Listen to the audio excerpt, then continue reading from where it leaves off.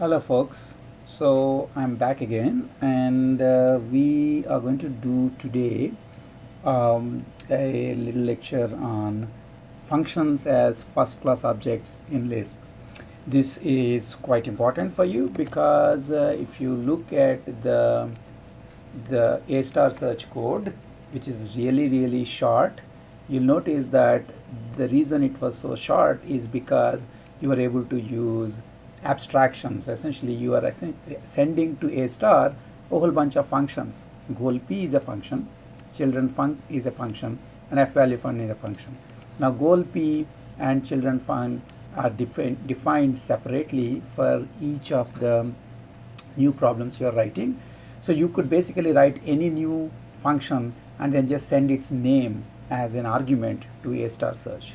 And then that way it can actually, in this particular case, that way it would be able to use it directly. So you don't need to write the function code inside of the A star search. And then the F value function, I kept it as a separate function because heuristic can change from depending on what heuristic you're using, F value will change, and so you can also send that as a functional value. Okay, so before I get back to A star search and explain how this is happening, let's first get a feel for a real feel for how functions are truly first class objects in Lisp. Okay, so the first thing to know is, of course, there are several ways of defining functions.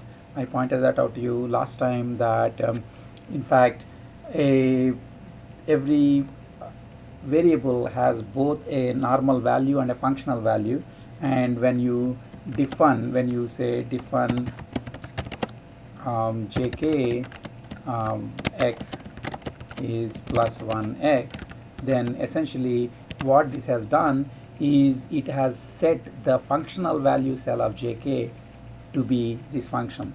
So now you can access that by saying set qm as the functional value of jk, and that will give you the closure, which is basically this function that we just wrote. And this is the internal definition, the internal representation of the function that Lisp keeps. Okay, so you know that.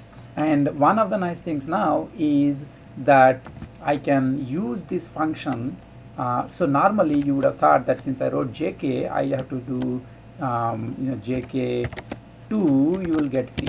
You know that. Okay, but it's also the case that if you do funcall m3, I'll get 4, because the value funcall essentially takes the value of this argument, which happens to be this functional closure, and then it applies it to the list of arguments that are present next, and 3 is the only thing that's there. So m is applied to 3, and then you get 4. Okay, so this is just a very small example in this case of actually how functions are being used, not just by putting them as a functional call. Normally functions appear as the first argument in an S expression, but you can also do it inside. Basically, funcall can actually get this function that has been passed through somebody, and then it's applying it to 3. Okay, now that this is possible, there are all sorts of things you can do. For example, I also pointed out to you last time that you don't even need to name functions. So if this is following is fine too. Funcall, so for example, you can do lambda xy plus xy. That's an unnamed function that's being applied to 3 and 4. It'll give me 7. Okay, so in fact you can also do unnamed functions. And then so if you are let's say I just wrote defun called raw apply, which takes a function and a one single argument, actually one single argument, let's say, and what it does is essentially applies that function to that arg. Okay, now I have raw apply. Okay, so I can call raw apply with let's like this lambda x times x, okay, and then 7. And then if this works fine, it should essentially send me 49 back. I got 49. Okay, so essentially this function, in this case, this raw apply function is being passed a function as an argument, which then it applies it to the arguments that was passed. So this, once you can do this, then raw apply could be a much larger function, like such as a star search. It's doing a whole bunch of things, and as to how to test whether or not a node is a goal, that goal test function may have been passed as an argument to it. Okay, so you are able to pass functional arguments. Now, one very nice thing that you can do because you have this is that you can do these things called mapcar style functions. Okay, mapcar is actually probably many of you have heard about mapcar in terms of MapReduce formalism, MapReduce parallelism that Google uses these days, and that actually comes directly from the Lisp functions map, car, and reduce. Okay, let's just see how that can work. In essence, what a mapcar does is mapcar takes a function and a list and applies the function to each element of that list. That's what mapcar does. Okay, so here mapcar second 1 2 3 4 5 6. What do you think we'll have? It's basically I'm going to apply second to each of these elements. 1 2, second of 1 2 is 2, second of 3 4 is 4, second of 5 6 is 6. So it will just return as a list these results. So 2 4 6 are returned. Okay, so if you're doing a same operation to a whole bunch of things, then you can do mapcar on this. Okay, and then one of the other things is there is this idea called reduce, which basically takes a function and a list of args and applies that function repeatedly to that list. E.g., the function can be plus, and you effectively add all elements in the list. Okay, look, so now if I say reduce plus 1 2 3, I will get 2 plus 1 3 plus 3 is 6. Okay, so again it's basically taking one function, and in mapcar actually applies this function to each of the elements separately. Reduce takes two of the things at a time, adds them, and then takes the results, adds it to the third one, takes the results, adds it to the fourth one, and so on. That's the basic idea. Okay, so now I can do MapReduce basically in the following way: reduce plus mapcar second 1 A is 2, B is 3, C is 4. Okay, now what happens is mapcar will basically take 2 3 4, reduce will add them up. I get 9. Okay, the MapReduce parallelism in Google essentially is saying that if you have multiple computations of this type, so for example second is being applied in parallel to this, and this, so it's being parallelized once, and then all those results are parallelly coming up, and then they are then reduced using the plus operation. And to the extent your computation has this structure, that is a whole bunch of things are being done in parallel, and then there is a bottleneck where they are combined together, and then again it's repeated, then you can use MapReduce parallelism.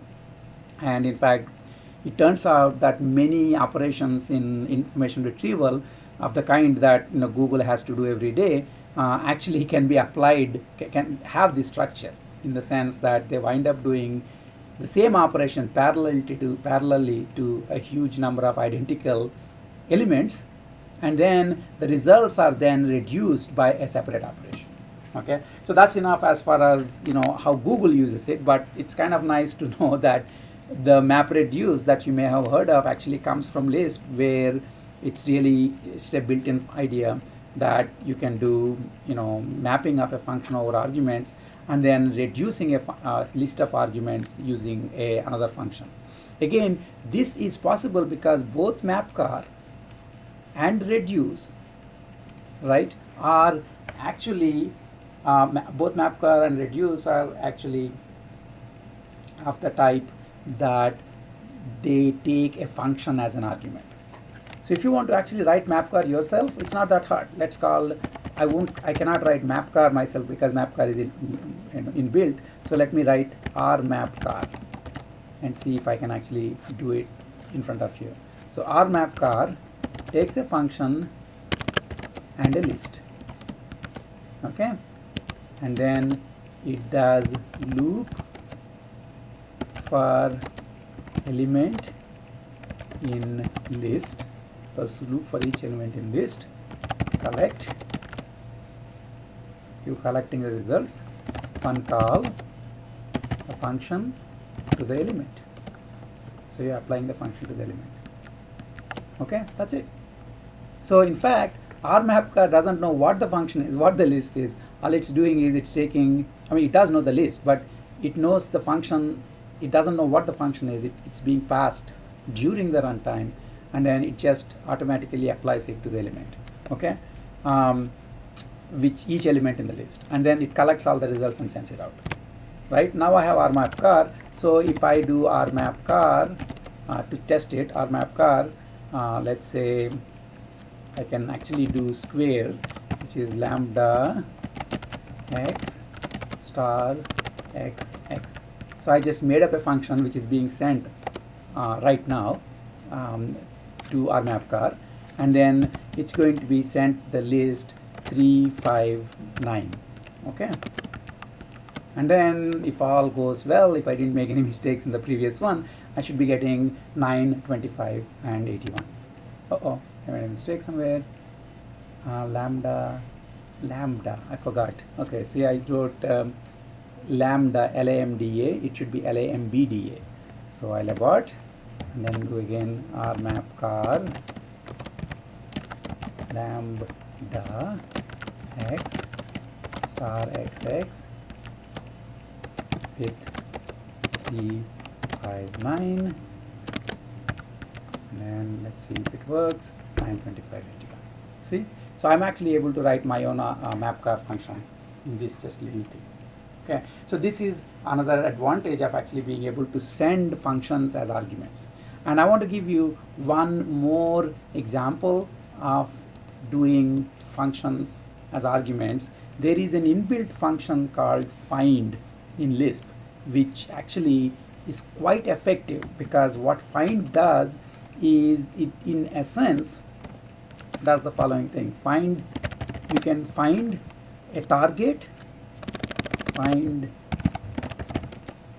takes a target, a list, an optional key function, and a optional test function,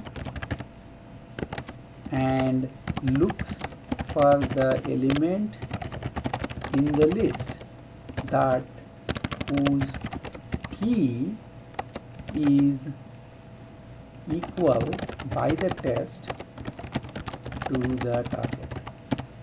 Okay, that's the idea. So let's get an idea of how find works. This is an inbuilt function. I want to first show you how find works, how find can be used, and then I'll show you how easy it is to write find. Okay, so if I'm doing find 1 in 2 3 4 1 7, we'll just show this one out. That's not surprising at all. This is very simple. You're just finding one element in a list. But the interesting thing is find also takes keyword arguments. So it can take find 1 in the list. A is 1, A is no, C is 2, B is 3, A is 1. Okay, so I have a list of things where C is 2, B is 3, A is 1. I'm trying to find out who is 1, okay, in this list. So basically I want to look for the element of this list whose second value happens to be 1. That's what I want to do. I can do it very easily here. All I need to do is key, and the key is nothing but second. So it basically takes the element of the list, applies second, and then whatever it gets it out, then it checks if it's equal to 1. Okay, that's it. A1, right? Because it took second and then it applied second to C2, it got 2, 2 and 1 are not equal. It applied to 3, 3 and 1 are not equal, and so on. Okay, now furthermore I can also do the following thing. So suppose I wanted to say find A1 in C2, B3, A1, let's say. Now I got a nil. Why is that the case? You would say, well, I do have an A1, how come this guy didn't find A1? Well, that's because find by default uses the test EQ. Default test is EQ, and default key is identity. That means it just returns the same thing back. Okay, so now here if you actually do EQ A1 and A1, that's not equal. Okay, but if you do EQ equal, which is a more general equality testing, it basically checks the values are equal, then it would say yes. Okay, so what I need to do is actually run the find, the previous find, but tell it that it should, for this case, it should use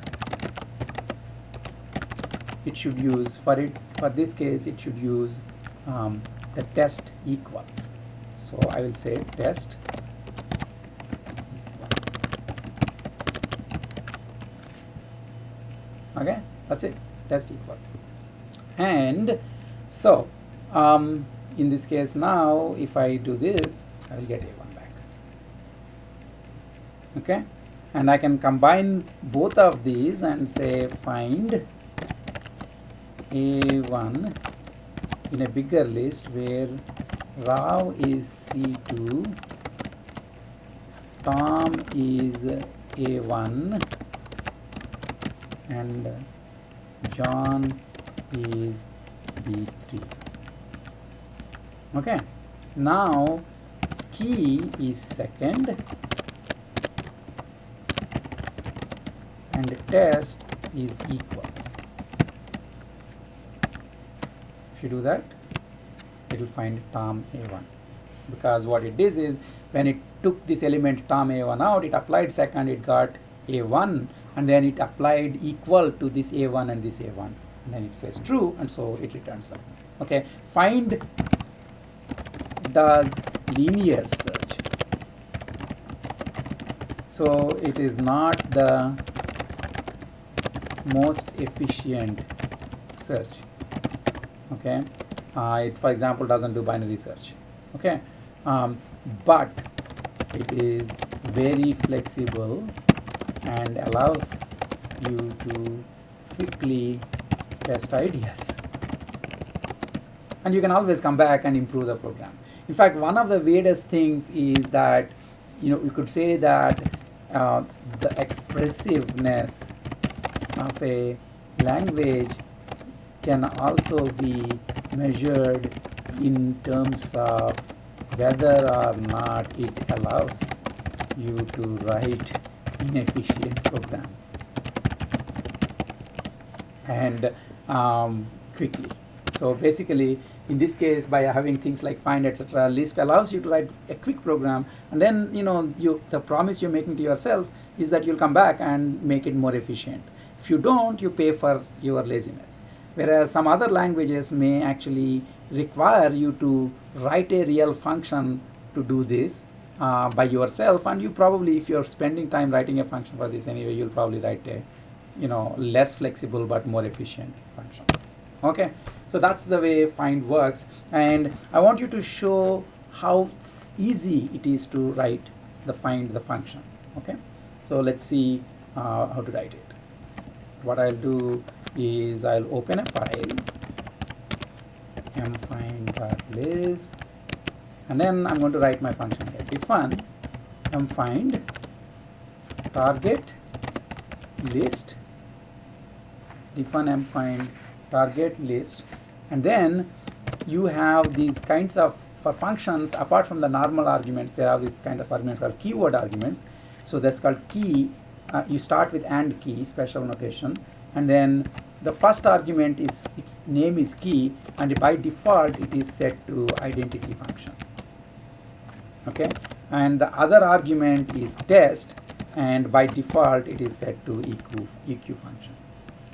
Okay, so now mfind is a mfind looks for target in the list, basically using key and test functions that are passed to it. Okay, and how does this go? We'll just write a little recursive function. We'll say if fun call test target first target fun call, let's do this, target should be equal to the fun call key of the first of the list. Did you see what I'm saying? So this part is basically taking the first element of this list, applying the key function to it, and whatever that is coming out, then it is comparing it to target using the test function. If this whole thing says yes, if it says yes, then just return first list. So that's it. If not, recurse. So what do? You say mfind target again. Now footer of the list, the rest of the list, and then you send back the key to be key and test to be test. Okay, so the keyword function, the keyword argument key is whatever has been sent as key here. Test function is whatever has been sent as the test function here. Notice that by default they'll be EQ and identity, but if you call mfind with different arguments, that's what would be passed. This is important so that the recursive calls also get the same exact functions. Okay, that's it. And I'm done. That's it. So now I have mfind, which works exactly like find. Okay, and to first of all, to see that makes sense, what I'll do is, first of all, I'm assuming that you guys know that if you go to Slime, you can always compile the definition. It's already compiled. So now I go back to my list window, and then what I can do is basically run this entire same thing except with my find, mfind a1 with Rav, C2, Tom, A1, John, B3. There you go. And then key is second and test is equal. Okay, assuming that I wrote my function right, I should get the answer. Okay, so whatever Lisp's inbuilt find is doing, I just was able to do it now, and it looked like a pretty complex thing to do because it was so flexible, and yet this is it. This is the only code that you had to write. And now the things that mfind does change based on what you are supplying as the functions key and test. Okay, now having got this under your belt and knowing that in fact functions are first class objects in Lisp, you can now go back to our A star algorithm that I gave you, and then it makes a complete sense now, because what A star is doing is it is being called originally with a list of nodes, which are where the original list would be just the singleton root node, and then it's being sent a function which is that you wrote for that particular domain. You're just sending that name of that function, and then you are sending a children function name, children generator name also as an argument, and then you're sending an f value function as an argument. And then all A star is doing is, if the nodes are null, that means if you have nothing left in the nodes, then you basically are failing. So it just returns nil and says I'm failing. If not, then it basically takes the first of the nodes, which is the first node, and then basically checks if it is a goal. And how the way it can do it is it can call goal p function onto first of nodes. And if this returns true, the way Kant works is, if this returns true, then you do this, which is basically return first of nodes as the result, because this is a goal function and this is the goal node. If not, so if you don't, if this if test fails and if this if test fails, then you do this test, where essentially you always, this test always succeeds because true is what you're writing, and then so the test succeeds. And so what you do if those two don't work out, then is to call A star recursively. And when you are calling A star recursively, so the idea is the first of the nodes now has to be expanded and its children have to be put into the queue, which is the nodes list. Okay, so A star, and then this part essentially is doing queue expand. Basically it's doing the children nodes of the first node into the queue.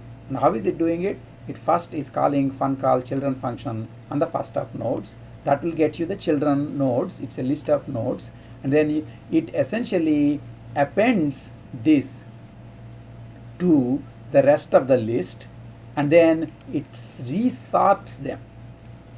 It resorts them using, again, just as find, it can take arguments like keyword arguments, sort also can take a keyword argument, and so it's resorting the entire list in terms of the increasing f value function. So the lowest one is put, and the lowest f value is put first, and then next, and then so on.